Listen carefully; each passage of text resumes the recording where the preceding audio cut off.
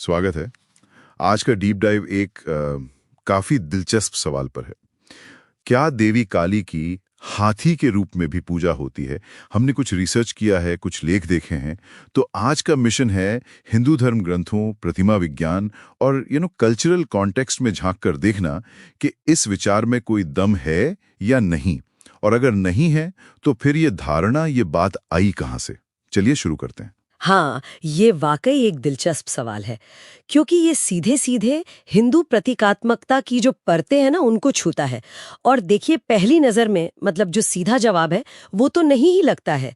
माँ काली की हाथी के रूप में पारंपरिक पूजा का कोई ऐसा स्थापित रेगुलर प्रचलन नहीं मिलता है। उनका जो प्रतिष्ठित स्वरूप है वो बहुत अलग है। हाँ बिल्कुल, काली माँ का पारंपरिक चित्रण तो बहुत शक्तिशाली है। वो गहरा रंग, बिखरे हुए बाल, मुंडों की माला, कटे हाथों का वो लहंगा और अक्सर शिवजी पर खड़ी हुई दिखाई जाती हैं। ये सब तो अहंकार के विनाश और मुक्ति का प्रतीक माना जाता है। इसमें हाथी तो कहीं फिट नहीं होता। सही कहा, बिल्कुल। और ये समझना भी जरूरी है कि हिंदू धर्म में हाथी का अपना एक गहरा प्रतीकवाद है, हाँ, लेकिन वो आम तौर पे दूसरे देवताओं से जुड़ा है। जैसे सबसे पहले तो गणेश जी ध्यान में आते हैं। उनका हाथी का सर ज्ञान और बाधाओं को दूर करने का प्रतीक।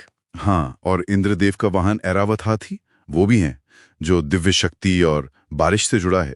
या फिर देवी लक्ष्मी का वो गजलक्ष्मी रूप, जहां दो हाथी होते हैं, समृद्धि और उर्वरता का प्रतीक। तो हाथी महत्वपूर्ण तो हैं, पर काली माँ से सीधा लिंक वो नहीं दिखता। बिल्कुल। तो फिर बात वहीं आती है कि ये भ्रम या ये विचार ये आया कहाँ से, और यहीं पर चीजें थोड़ी दिलचस्प हो जाती हैं। एक मुख्य संभावना जो लगती है वो एक बहुत शक्तिशाली भक्ति स्तोत्र है, काली तांडव स्तोत्रम। उसकी एक पंक्ति की शायद गलत व्याख्या या मिस इंटरप्रिटेशन हो सकता है। अच्छा, वो प्रसिद्ध पंक्ति नव यौवन संपन्ने गज कुंभोपमस्तनी, उसका क्या मतलब निकलता है फिर? हाँ, वही पंक्ति।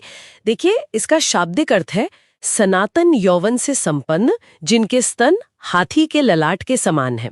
अब ये समझने की बात है कि ये काव्यात्मक उपमा है, एक सिमली। यहाँ देवी के भव्य परिपूर्ण स्तनों की तुलना हाथी के माथे का जो उभार होता है ना, उसकी गोलाई, उसकी दृढ़ता, उसकी भव्यता से की जा रही है। उनकी महिमा बताने के लिए ये तुलना है, ये नहीं कहा जाना कि वो हाथी हैं। ये बहुत महत्वपूर्ण अंतर है। समझ गया। तो मतलब एक पोएटिक डिवाइस है, एक रूपक है, जिसे शायद कुछ लोगों ने लिटरली ले लिया। ऐसा तो होता है कई बार जब पुरानी काव्यात्मक भाषा की व्याख्या होती है। और क्या कारण हो सकते हैं? हाँ, बिल्कुल हो सकते हैं। एक और संभावना है कि दूसरी हाथी से जुड़ी देवियों के साथ कंफ्यूजन हो जाता हो।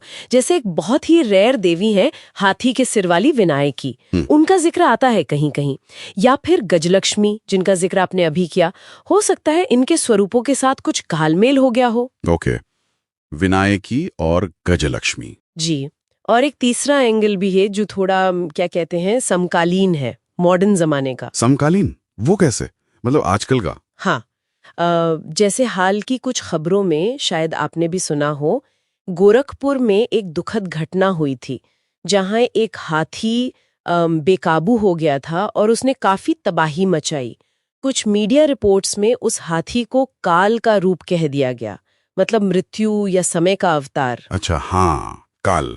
अब क्योंकि काल शब्द देवी काली के नाम से भी जुड़ा है और उनके स्वरूप से भी गहराई से जुड़ा है, वो समय और मृत्यु की देवी हैं, तो ये संभव है शायद अनजाने में ही कि लोगों ने इस विनाशकारी हाथी काल और देवी काली के बीच एक तरह का भाषाई या लाक्षणिक संबंध बना लिया हो।